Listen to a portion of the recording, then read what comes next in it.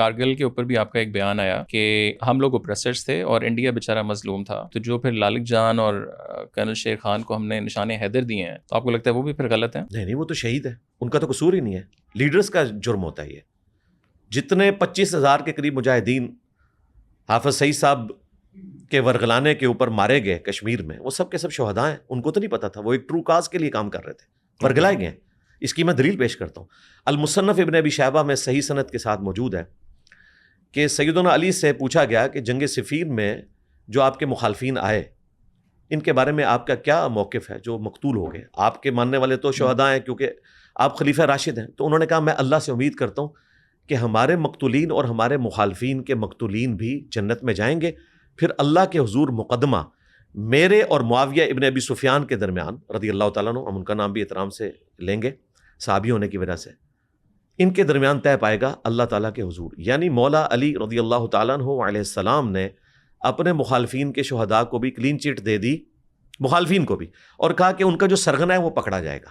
یہاں پہ بھی سرغنہ ہے مشرف، جس نے اپنے ذاتی گین کی خاطر، جو پاکستان نے اس وقت ایک پولیٹیکل گین حاصل کی تھی، واجپائی صاحب لاہور آئے اور لاہور ڈکلیریشن ہوئی 1940 کے بعد. دوسری لاہور ڈکلیریشن اتنی پاورفل ہوئی کہ انہوں نے پاکستان کے وجود کو تسلیم کیا.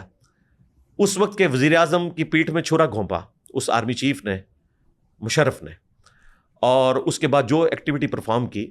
یہ 4 بندے تھے، ان میں سے ایک بریگیڈیئر حسن تھا، جاوید حسن، جو بعد میں کور کمانڈر گجرانوالا، اور پھر ریٹائر ہو کے میرے پاس آئے 2017 میں. اور میں نے ان سے جب ڈسکشن کی، وہ کوئی پالیٹکس اور اسلام اس کے اوپر کوئی کتاب لکھ رہے تھے، تو مجھ سے رہنمائی کے لیے وہ آئے تھے. تو گفتگو میں نے کہا کہ آپ لوگ ریٹائر ہو کے نظریاتی ہو جاتے ہیں، آج تو آپ بڑی ڈیموکریٹک باتیں کر رہے ہیں.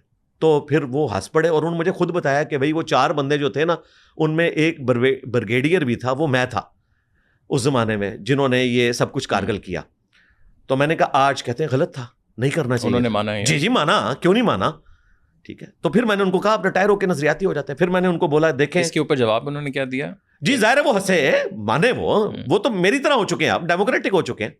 تو ان سے میں نے اس وقت کہا تھا دیکھیں، آرمی اپنا چیف بچا لیتی ہے، مشرف رحیل شریف صاحب نے ان کو بچا لیا، اور جوڈیشری بھی اپنا چیف بچا لیتی ہے، افتخار چودھری صاحب کو بچا لیا بڑی امیدوں کے ساتھ، لیکن بعد میں انہوں نے ہماری امیدوں کے اوپر پانی پھیرا.